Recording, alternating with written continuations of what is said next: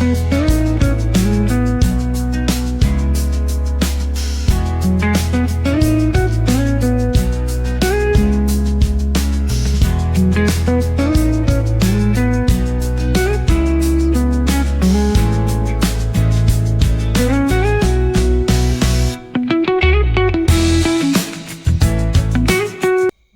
જય માતાજી. કેમ કે આજે બ્લોગ આપણે સાંજે છે ચાલુ કર્યો છે, અત્યારે 8 વાગી ગયા રાતે, એટલે ગુડ મોર્નિંગ તો હું કહે નહીં.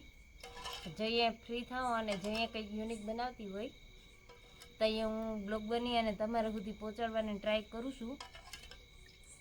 તો આજે આપણે બનાવવાના છે કુંભણિયા ભજીયા અને ચટણી.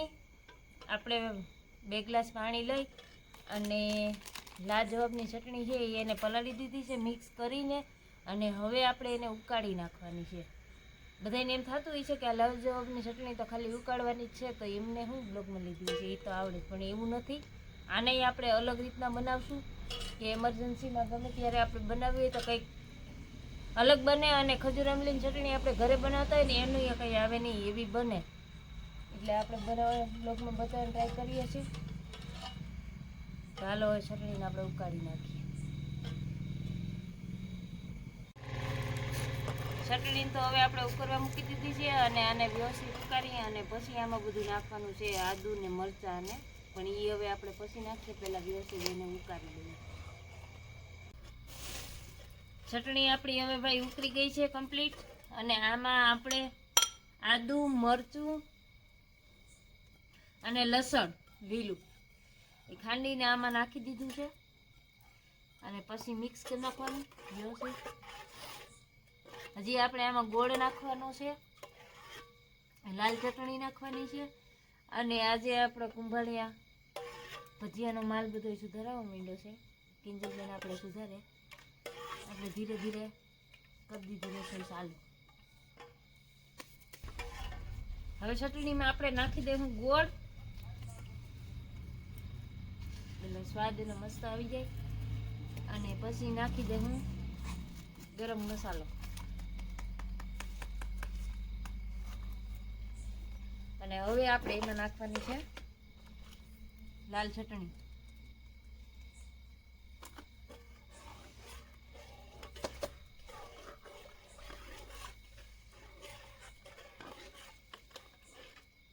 પછી એને મિક્સ કરી અને પાછી થોડીક વાર ઉકાળી નાખીએ, એટલે ચટણી આપણી થઈ જાય રેડી, અને મસ્ત બની ગઈ એક અલગ જ.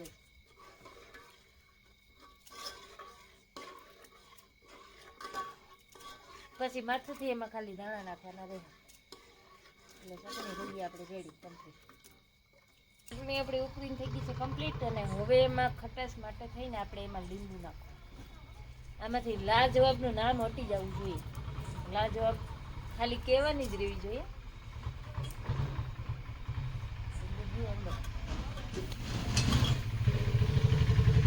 આપણે ખટાશ માટે એમાં નાખી દીધું લીંબુ,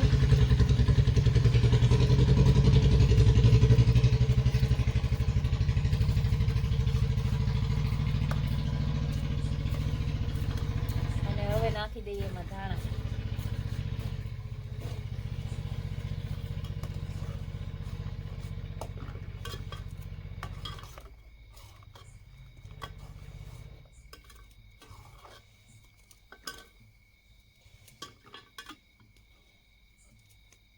હવે ચટણી આપણી બનીને થઈ ગઈ છે. ભજીયાનો માલ આપણે બધો સુધારવા માંડી ગયા છે. કુંભણિયા ભજીયામાં એક તો સ્પેશિયલ લીલું લસણ, પછી ધાણા, પછી મેથી, અને કિંજલબેન ખમણે આદુ અને મરચાં. આ બધી સ્પેશિયલ વેરાયટી છે કુંભણિયા ભજીયાની. અને મરચાં સુધારવાની એક સિસ્ટમ છે. મરચાં શાકેથી ઝીણા ફાવતા એ વાત અલગ છે, નકર એને બ્લેડ લઈ અને આમાં ઝીણું સુધારવાનું હોય. તો કુંભણિયા ભજીયાનો માલ આપણે તૈયાર કરી લઈએ, અને પછી કેવી રીતના બનાવવા બ્લોગ હું પૂરો બનાવી જો મારો વિડીયો તમને ગમતા હોય તો લાઇક શેર અને સબસ્ક્રાઈબ કરવાનું ભૂલતા નહીં. કંઈક જો નવું જાણવા મળતું હોય તો, અને તમારા 2-3 મિત્રોને શેર કરવાનું ભૂલતા નહીં. તો બધો માલ આપણે સુધારી લઈએ અને પછી એમની પ્રોસેસ કરીએ.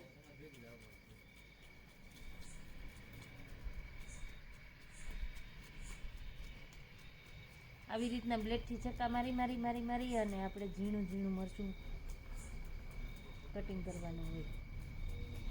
આપણે ગોટા ભજીયા તો તમે ખાધા જ હશે મેથીના, પણ આ એક અલગ જ વસ્તુ છે અને ખાવાની પણ બહુ મજા આવે છે.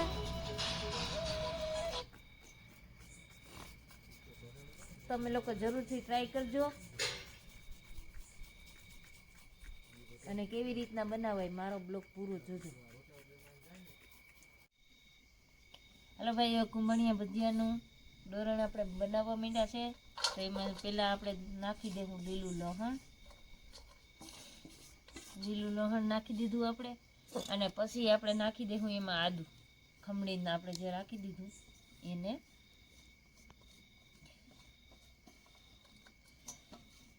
આદું આપણું રખાઈ ગયું. હવે આપણે એમાં નાખી દેવું મેથી.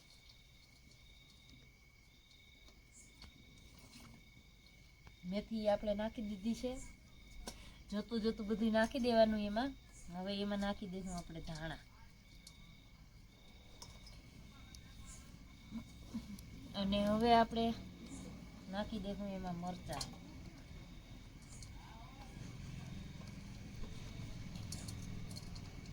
આ ગોટા ભજીયાનું અને આ ભજીયાનું ડોરણમાં એ અલગ રીતના આપણે બનાવવું પડે, એટલે ખાસ ધ્યાનથી જોયું. અને હવે આપણે એમાં નાખી દઈશું લોટ.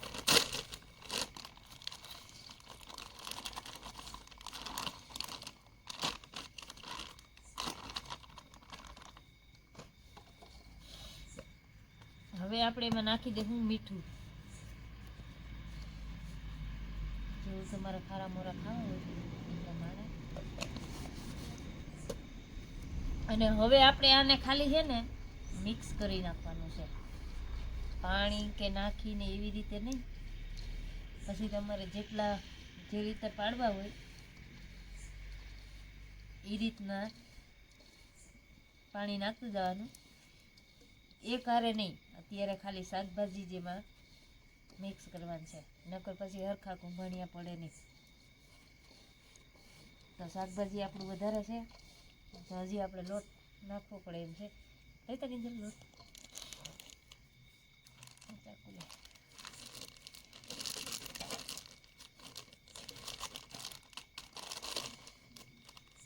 એમાં નાખી દઈએ લોટ.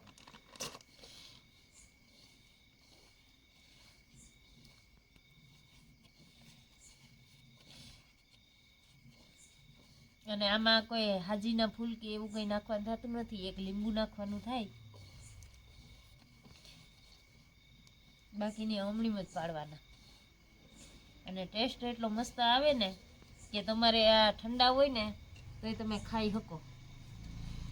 તો હવે આપણે એમાં લીંબુ નાખી દઈએ.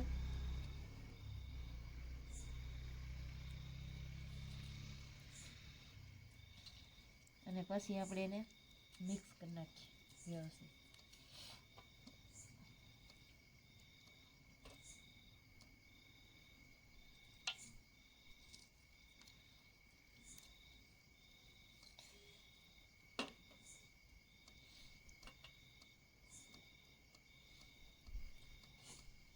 લીંબુ નાખી અને હવે આપણે એને મિક્સ કરી નાખીએ.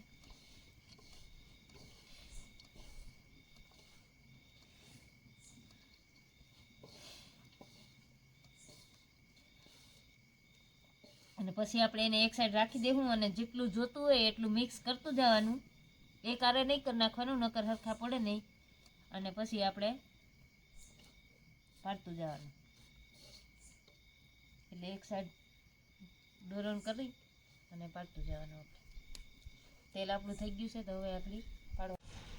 હાલો, હવે આપણે જોતું હોય એટલું પાણી નાખી અને આવી રીતના જોતા જોતા મિક્સ કરતા જવાના કુંભણિયા ભજીયા. લોટ એક હારે મિક્સ નહીં કરવાનો, જેટલો આપણે જોતો હોય ને એ જ રીતના, અને પછી પાડતા જવાના. જો શીકડો થઈ જાય ને તો હરખા પડે નહીં. એટલે આપણે જેટલા પાડવાનો એટલા જ મિક્સ કરવાના.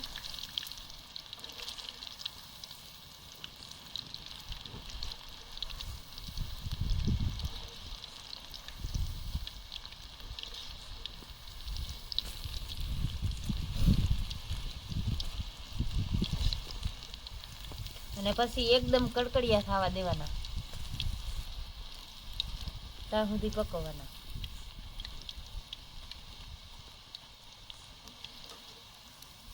તમે લોકો જરૂરથી ટ્રાય કરજો, આનો સ્વાદ એટલો મસ્ત હોય ને.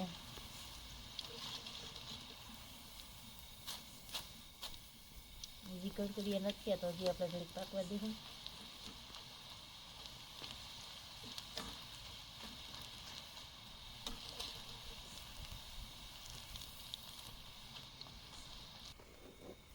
હાલો ભાઈ, તો આપણું હવે કુંભણિયા ભજીયા બનવાનું કામ ચાલુ થઈ ગયું, અને ભેરું ગરમા ગરમ જમવાનું કામ ચાલુ થઈ ગયું. તો જેને જમવા હોય એ આવી જાવ. અને કેવા ભાઈ ના મોહિતભાઈ? અને આ છે અમારા કુંભણિયા ભજીયા. તમે જરૂરથી ટ્રાય કરજો. તમારો અભિપ્રાય તો આપો કિંજલબેન, કેવા રહ્યા? મસ્ત મસ્ત રહ્યા ને? તો હવે અમે ગરમ ગરમ જમીયા લઈએ અને ભજીયા બનાવી લઈએ. હજી જાજા બનાવવાના બાકી છે. તો અમારો વિડીયો ગમતા હોય તમારે 2-3 મિત્રોને શેર કરી દેજો, અને ચેનલમાં નવા હોય તો સબસ્ક્રાઈબ કરી દેજો. અને હવે મળીએ નવા બ્લોગમાં. તો બાય બાય.